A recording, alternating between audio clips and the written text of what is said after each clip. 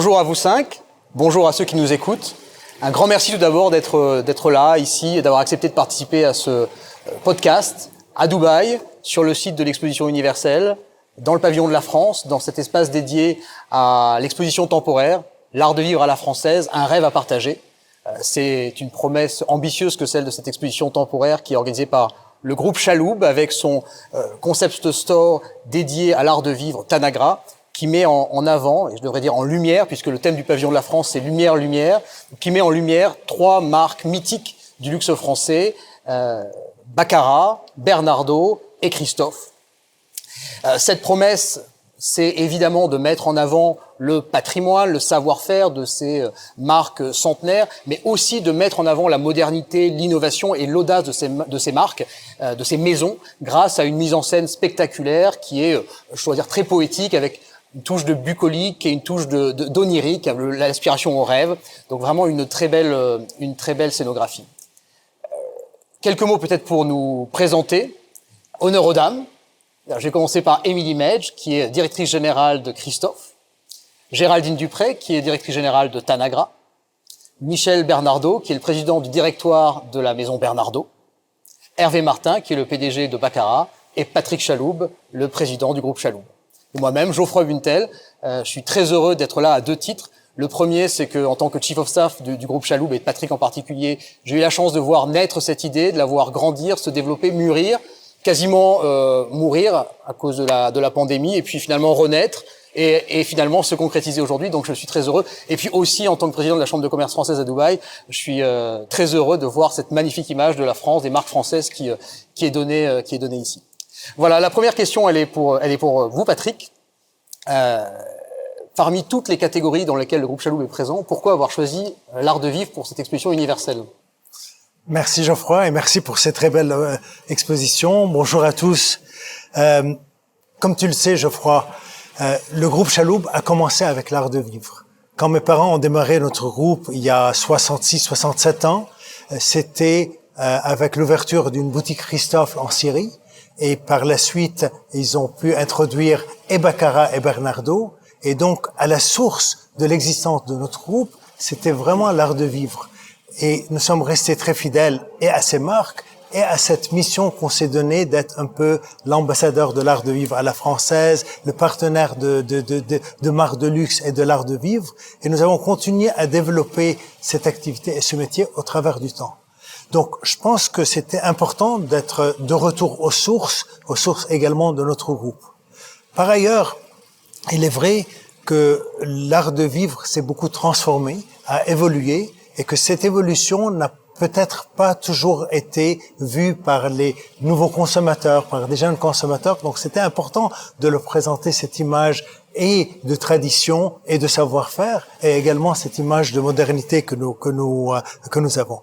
Après, l'exposition de Dubaï, l'exposition universelle de Dubaï est quand même une occasion absolument unique. C'est la première fois qu'une exposition universelle vient dans cette partie du monde, même sur une région beaucoup plus grande qu'ici. Et donc c'est un moment très marquant puisque les expositions universelles se sont passées plutôt dans des pays jusqu'à présent développés. Donc c'était important pour le groupe Chaloub de participer à cette exposition, de participer à ces sources et de montrer cette nouvelle image. Et nous sommes très fiers du résultat qui est là et j'espère que tout le monde le découvrira. Je me tourne vers Géraldine. Géraldine, ça fait 40 ans que Tanagra est la marque de référence en matière d'art de vivre, d'art d'offrir et de décoration au Moyen-Orient. Est-ce que vous pouvez nous en dire un peu plus sur les origines de Tanagra et puis sur le pourquoi de cette exposition, le choix des artistes magnifiques qu'on voit juste à côté de nous? Avec plaisir, Geoffroy. Donc Tanagra est né au Koweït en 1980. Il a été créé par Madame Ouida Chaloub, donc la fondatrice du groupe, qui elle-même avait un amour et une passion particulière pour l'art de la table et l'art de vivre. Donc le concept de Tanagra, c'était un des premiers concepts qui est né, et c'était un cadeau pour soi et chez soi, vraiment pour offrir aux clientes un raffinement, une qualité des marques à la française, une tradition, une inspiration et vraiment toute la qualité made in France qui est connue depuis 300 ans en France. Et aujourd'hui, Cet art de la table est très apprécié par les clients d'aujourd'hui, notamment l'art de recevoir, l'art d'offrir, l'art de partager des moments en famille font partie de la culture et de la tradition au Moyen-Orient. Donc on a cette passion des clients et les clients connaissent les marques, connaissent les pièces, connaissent l'histoire des pièces. Aujourd'hui, ils aiment recevoir chez eux. Ça fait partie aussi, la décoration de la maison, l'art de la table fait partie d'un statut social. Ils aiment recevoir pour montrer qu'ils sont attachés aux valeurs françaises. Et aujourd'hui, l'idée, c'est quand moi je vais visiter par exemple les clients en Arabie Saoudite, je vois que les goûts sont différents et ils s'inspirent beaucoup de différentes cultures et de différentes générations. Donc l'idée, c'était vraiment de travailler et de réinterpréter l'art de la table à la française en mixant la modernité, en travaillant avec des artistes différents, dont je vous dirai un peu plus tout à l'heure. Mais je voulais aussi vous dire pour la petite histoire de Tanagra, parce que beaucoup de gens me disent « Mais alors pourquoi Tanagra et que veut dire Tanagra ?» Donc Tanagra, c'est une ville grecque qui est symbolisée par une statue en terracotta qui est la déesse de la beauté et de l'élégance. D'où le nom Tanagra, puisque nous représentons les plus belles marques de l'élégance et de la beauté française. Et c'est aussi le surnom qu'on portait et qu'on donnait à Madame Ouidad. Donc ce nom, c'est très symbolique au sein du groupe, le concept et le nom très symbolique au niveau du groupe. Et aujourd'hui, nous avons décidé aussi de fêter notre union avec Baccarat Christophe et Bernardo, nos 40 ans d'union et de succès au Moyen-Orient. En faisant une exposition à l'Expo 2020, mais aussi en offrant des pièces exclusives à nos clients qui veulent de l'exclusivité, qui veulent une priorité toujours pour leur choix de pièces. Donc c'est un honneur de partager cette exposition. Pour Tanagra, nous avons décidé de travailler avec 3 différents artistes, donc 3 jeunes Français émergents. Le premier qui s'appelle Grégoire de la Forêt, qui lui est un artiste un peu plus connu. Il a travaillé avec la maison Baccarat et la maison Hermès.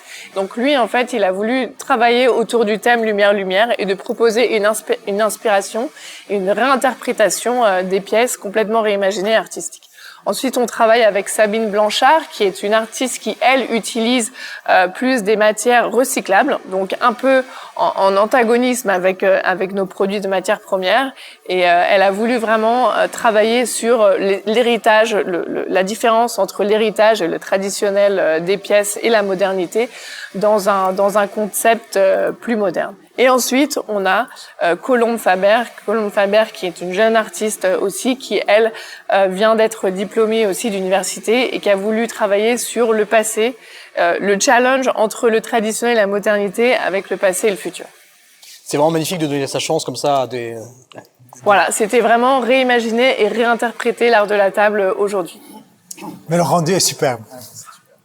Je me tourne maintenant vers les 3 marques mythiques qui sont accueillies dans cette exposition temporaire. Vous êtes des partenaires de longue date du groupe Chaloub. Est-ce que vous pouvez nous dire quelques mots sur vos débuts dans la région et sur le pourquoi de votre participation à cette exposition universelle? Je laisse Émilie commencer. Émilie. C'est très gentil. Merci beaucoup d'abord de me recevoir sur ce podcast. Évidemment, l'amour entre la Maison Christophe et le groupe Chaloub est extrêmement fort. On l'a expliqué tout à l'heure. C'était très important, je pense, que l'on soit représenté. D'abord pour honorer en fait ce partenariat de toujours, mais aussi parce que les 200 ans d'histoire de Christophe racontent l'art de la table à la française. On va bientôt fêter nos 200 ans. L'évolution de la maison est assez extraordinaire. On a vu toute la culture et tout l'art autour de Christophe évoluer ces dernières années. Et le groupe Chaloub soutient la maison depuis toujours. Et donc c'était évidemment très important quand Tanagra a décidé d'exposer les maisons que Christophe soit présent. Merci. Michel. Écoutez, moi c'est amusant parce que j'ai retrouvé un peu, pendant que vous parliez, Géraldine, pendant que Patrick aussi s'exprimait, j'ai un peu, mon esprit a chevauché un petit peu à travers ces 40 années parce que ça a correspondu à peu près à la durée de partenariat que j'ai eu à titre personnel avec le groupe Chaloub et aussi Patrick. Hein. Et je me rappelle avoir été en 1980 à Koweït et avoir vu effectivement le magasin Tanagra porté sur ses fonds baptismaux. Et c'est vraiment, voilà, je pensais un petit peu à toutes ces années. Patrick, tu as parlé de fidélité. Je crois que c'est quelque chose qui est essentiel. Nous sommes toutes les trois des marques de tradition. Bernardaud est encore une société qui appartient à la famille, qui est contrôlée par la famille, dont je représente la 5e génération. Le groupe Chaloub est un groupe familial. J'ai des souvenirs très émus de mes premiers contacts avec ton papa, de l'amitié qui unissait nos parents, qui s'est transmise à travers les générations. Et tout ça, c'est très important. Et je crois qu'il n'y a aucun fondement dans la durée des affaires, dans la durée de développement des courants, s'il n'y a pas cette relation humaine qui me semble être fondamentale et qui caractérise ce qui nous unit et ce qui nous réunit tous ce soir.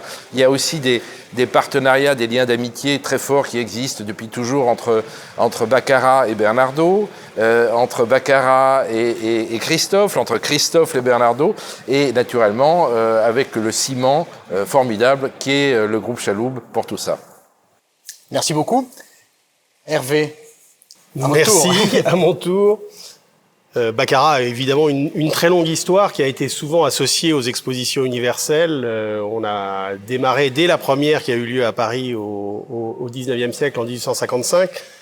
Et ce sont des moments qui sont des moments importants puisqu'ils permettent aux marques de mettre en avant leur savoir-faire, leur qualité, mais aussi d'aller à la rencontre de clientèles qui sont des clientèles différentes, nouvelles, internationales. Ça a souvent été le point de départ de l'expansion des marques sur les grands marchés internationaux. Et donc, on continue à tisser ce lien avec les marchés. Alors, quand une exposition internationale se fait à Dubaï, quand il y a des événements avec le groupe Chaloub, avec Patrick et Tanagra, on ne peut pas ne pas y être. Pour rebondir sur ce que disait Michel, moi j'ai un souvenir très très fort et qui d'ailleurs est pas lié directement à Baccarat, mais qui est très lié à la famille Chaloub. La première fois que j'ai rencontré la famille Chaloub, je me suis retrouvé immédiatement invité à dîner à Koweït par Anthony, le frère de Patrick à l'époque. Et ça m'a marqué parce qu'il y a un sens de l'hospitalité qui est très très fort dans le groupe. Il y a une fidélité qui est réelle. Je crois que ce que disait Michel qui est très important, c'est que les marques se construisent sur la durée, sur le lien, sur la capacité à aller apporter ce qui marque une culture, ce qui marque une créativité qui est parfois très ancrée. On est tous des marques à fort ancrage français. Et en même temps, nous allons à la rencontre de nos clients, j'aime pas trop le mot client, d'utilisateurs de nos produits qui se trouvent partout et qui ont très souvent des cultures différentes. Et la beauté de ce que l'on est capable de faire, c'est d'offrir le pont entre ce qu'offre le meilleur de la France à travers nos marques, savoir-faire, de la créativité, de l'inventivité, beaucoup d'innovations dans nos marques qui ont beaucoup évolué d'ailleurs, et cet intérêt qui, je crois, est assez universel de ces clients qui aiment le beau et qui aiment le goût pour ce qui vient de France. Et donc, c'était très évident d'être ici présent. Je crois qu'on a une magnifique présentation aujourd'hui. Toutes les marques se sont défoncées. Il n'y a pas d'autre mot pour présenter quelque chose de beau. Et je crois qu'on est tous très heureux d'être là. Merci beaucoup. Je me retourne vers Émilie. Comme Baccarat, Christophe a une très longue histoire de participation aux expositions universelles. Et aujourd'hui, vous révélez publiquement un chef-d'œuvre qui est l'Arbre de vie, qui se trouve juste derrière nous. Est-ce que vous pouvez nous en dire un peu plus sur le sens et le pourquoi de cette œuvre ? Avec plaisir, je vais essayer. Tout d'abord, oui, pour revenir sur l'exposition universelle, c'est très important de rappeler que les expositions universelles sont nées en France. La première était en 1851 à Londres, la première ensuite à Paris était en effet en 1855, mais à l'origine, les expositions universelles sont inspirées des expositions nationales qu'il y avait en France et qui ont été créées après la Révolution française pour pouvoir relancer l'économie.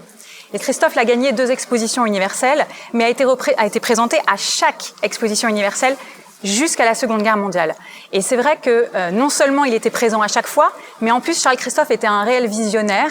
On l'oublie souvent, il est assez méconnu. En fait, son histoire a été assez méconnue. On tient particulièrement, avec Patrick Chaloub et avec le groupe, à remettre en avant les succès de ce visionnaire qui était Charles Christophe, parce que ça nous tient vraiment à cœur et que son histoire soit méconnue est quelque chose sur lequel on doit absolument travailler, capitaliser. Et donc, pour parler de Charles Christophe, on est obligé de parler évidemment des innovations industrielles extraordinaires qu'il a pu mettre en place sur la création de sa maison, et particulièrement les 3 techniques qui ont fait son succès, qui sont bien sûr le planage, le ciselage, le repoussage, qui sont les 3 techniques de l'orfèvrerie, mais également évidemment l'argenterie. N'oublions pas que l'art de la table était quelque chose à l'époque sur l'argent massif qui était extrêmement luxueux. Charles Christophe a permis cette démocratisation du luxe grâce à l'argenterie. Et je trouve que ce biais-là est très intéressant pour rebondir sur ce que disait Hervé tout à l'heure, qui me paraît très important. C'est la capacité du groupe Chaloub à être extrêmement ouvert sur les différentes cultures, mais aussi à être extrêmement généreux. Tous les partenaires le disent. C'est un groupe qui est connu pour ça. La famille l'est également. Et dans cet arbre de vie, il y a justement cette symbolique, je pense, qui est essentielle, qui est très propre au groupe, mais si vous me permettez, qui est avant tout propre à la famille, que tous les partenaires du groupe connaissent. La base est la France. Donc, quand vous regarderez l'œuvre, vous verrez que la base est une structure de la carte de France. Il y a des racines qui partent de la France, évidemment, puisque, comme on l'a expliqué tout à l'heure, et Michel et Hervé, c'est toute l'histoire de l'art de la table français qui est symbolisée ici. Et ces racines vont faire naître cet arbre de vie, avec le Bourge au milieu, qui représente évidemment la symbolique du lien avec Dubaï et avec la famille Chaloub. Et tous ces papillons reprennent toutes les techniques sublimes de notre maison. Et je dois vous dire que personnellement, je suis extrêmement fière, mais surtout extrêmement émue de mettre en avant tout nos ouvriers, nos artisans, le savoir-faire, parce que c'est ça aujourd'hui qui porte la fierté du groupe Chaloub sur la maison Christophe. Et de manière très humble, je suis aujourd'hui très fière de le représenter et très émotive sur le sujet. Merci Émilie, c'est très inspirant ce que tu dis. Michel, je me tourne vers vous.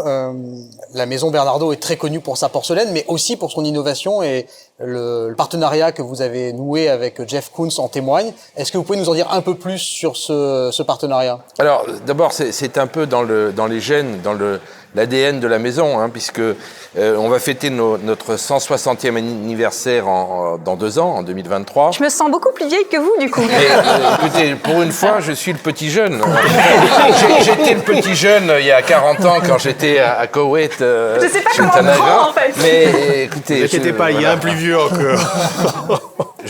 En tout cas, moi, je le prends très positivement. Et donc, c'est dans l'ADN de notre maison. Et c'est vrai que mes prédécesseurs, mes ancêtres, sont toujours restés très proches du monde de la création, et également très proches de l'idée d'essayer d'avoir la meilleure qualité possible et de faire en sorte que notre matériau, la porcelaine, qui est un très vieux matériau, alors je ne sais pas si c'est aussi vieux que le métal ou que le cristal, je ne sais pas, en tout cas ça fait plusieurs milliers d'années que l'homme fait des armes, donc peut-être le métal, et fait également façonne la terre pour pouvoir avoir des contenants pour pouvoir manger. Et ce porcelaine, ce très vieux matériau, on a toujours essayé de le faire vivre et de lui donner de la modernité. Alors, donc moi je poursuis une tradition familiale.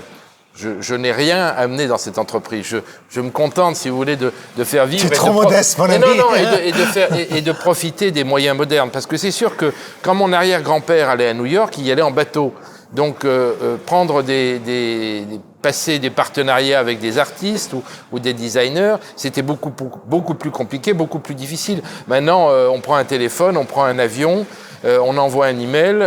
La maison, d'ailleurs, est beaucoup plus connue qu'elle l'était, naturellement, il y a 160 ans. Et donc, en fait, c'est beaucoup plus facile. Et c'est vrai que nos partenariats avec tous les artistes se sont considérablement accélérés et renforcés. Dans ces dernières années. Alors c'est vrai que par exemple, on est très fiers et très heureux pour cette exposition de Dubaï de présenter une création iconique, d'ailleurs qui est dévoilée pour la première fois au public, qui est le chien de Jeff Koons, le Balloon Dog original. C'est vraiment une reproduction d'une de ses sculptures les plus emblématiques. C'est un grand plaisir, si vous voulez, d'être là à Dubaï pour la présenter. Mais notre message de coopération avec le monde de l'art va bien au-delà, si vous voulez, de celui qu'on a avec Koons. Il y en a encore beaucoup d'autres, et puis il y en aura encore beaucoup d'autres, j'espère, à venir. Le monde de l'art et de la création, L'art, la création, c'est-à-dire les designers, tous les gens qui peuvent faire en sorte que nos matériaux vivent. Et ce qu'on fait d'ailleurs, c'est fait dans d'autres entreprises de porcelaine. Vous savez, nous n'avons pas inventé la porcelaine, mais c'est vrai qu'on l'a magnifiée. Puis ça se fait également chez Christophe et chez Baccarat. Merci Michel. en entrant dans l'exposition, il y a une pièce absolument sublime qu'on ne peut pas rater, qui est une pièce de baccarat. Donc je me tourne vers vous, Hervé. Vous parliez de marque ancrée, avec un fort ancrage.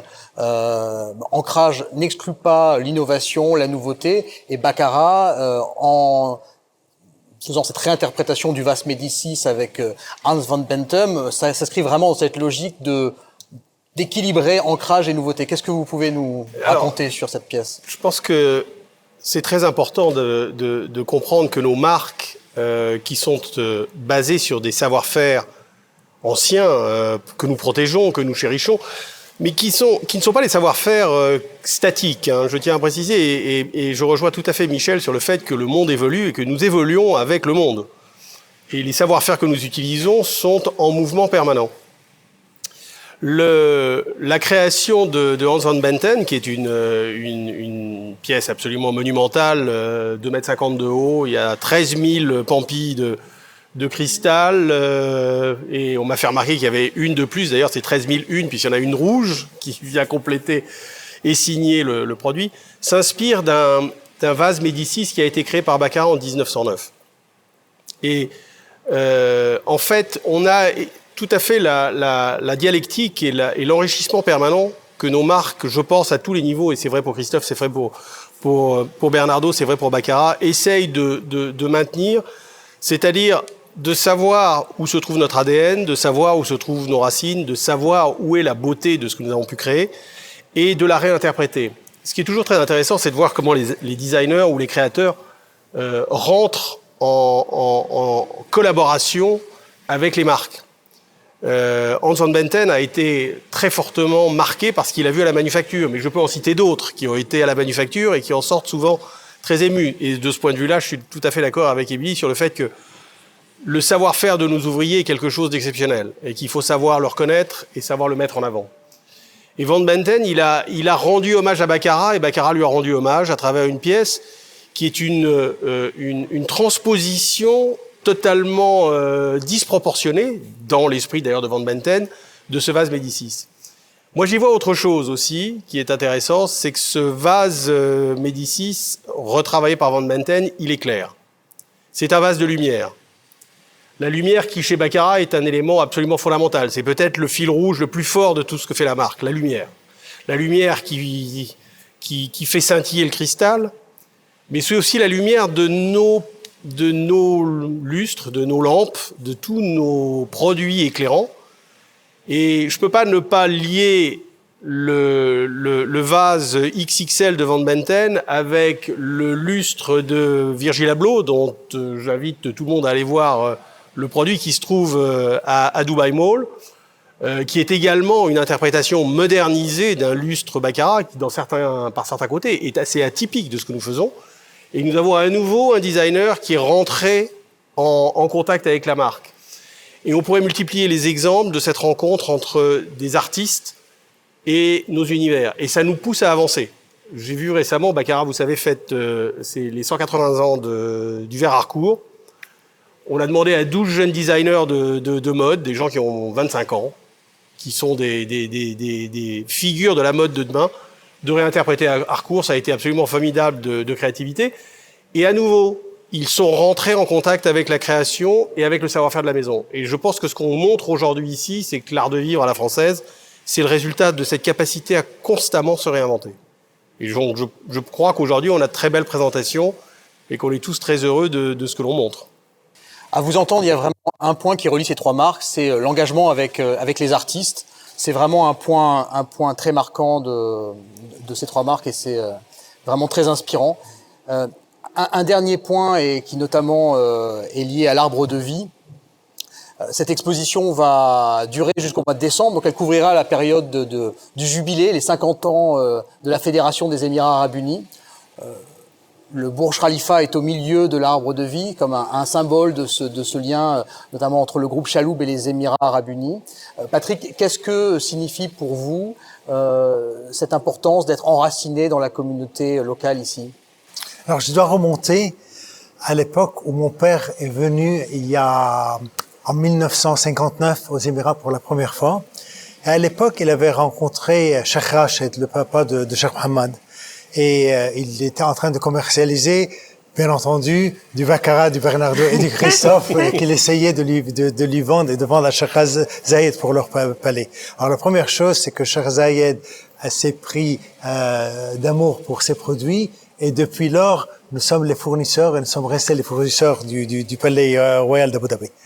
Mais l'histoire n'est pas là. L'histoire, c'est que quand Cheikh Rachid a rencontré mon père, ils ont eu une petite discussion, et puis il lui a tapé sur les épaules et lui a dit « Reviens souvent ici, mon fils. » Je parle il y a 60 ans. Ce sera le futur Hong Kong.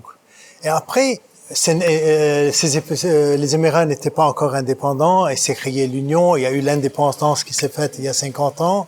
Et puis, cette extraordinaire envolée et développement qu'on peut connaître aux Émirats, un pays vraiment de tolérance, d'accueil, avec toutes ces nationalités qui se rejoignent, et très vibrant, hein, qui a su prendre sa position sur l'échelle planétaire, hein, pour devenir un de ces endroits, une de ces destinations mondiales et c'est très très inspirant, et très inspirant pour tout le monde. Je pense que c'est aussi un très grand exemple qu'on peut prendre dans notre monde moderne, d'avoir une vision claire, une vision toujours tournée sur l'avenir, des racines fortes, et rester très loyal à ces racines et ces fondamentaux qui sont absolument là. Et vraiment, ce qu'on revoit, c'est qu'à chaque fois, cette volonté de se réinventer, de se transmettre à l'avant, etc. Et nous sommes très heureux que depuis maintenant 30 ans, notre base a été les Émirats, et depuis ces 30 ans, nous avons participé à ce développement de notre façon, pour ramener également ce qu'il y a de plus beau, de plus luxueux, de plus agréable, de plus luxueux vers les Émirats arabes unis.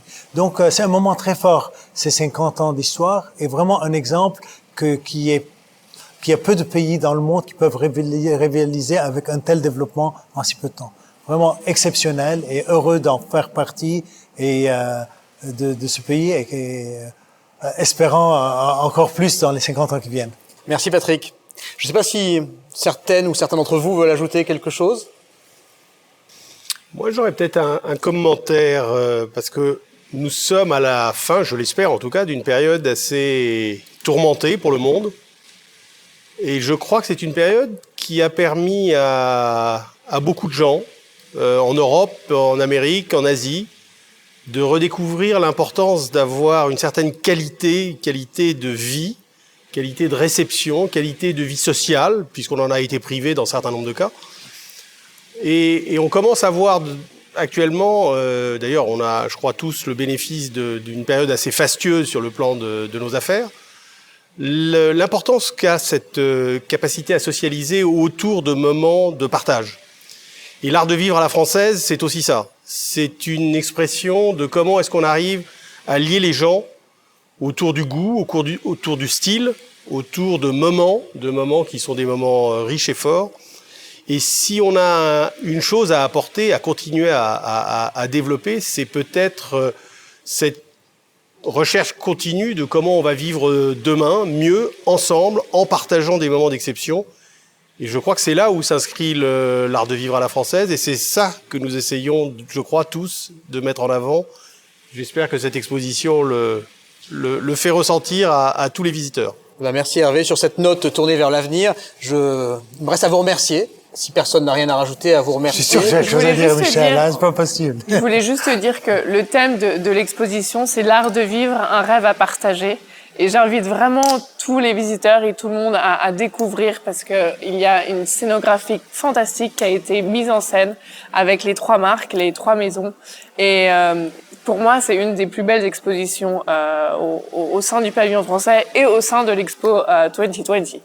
Alors, puisque Patrick m'a invité à prendre la parole, moi, je voudrais quand même parler aussi de cette opportunité extraordinaire que nous a offert le groupe Chaloub, nos amis, la famille Chaloub, de faire en sorte que l'art de la table français, à travers ces expressions que sont Baccarat, Christophe et Bernardo, j'ai la faiblesse de penser d'être chacune dans leur domaine des marques phares et des marques leaders, même sur le plan mondial, hein, au niveau de la créativité, C'est la première fois, je crois, depuis très longtemps, en tout cas depuis que je vois des expositions universelles, que les arts de la table français, qui sont un des éléments iconiques de notre pays, sont mis en avant de cette manière, d'une manière absolument fantastique.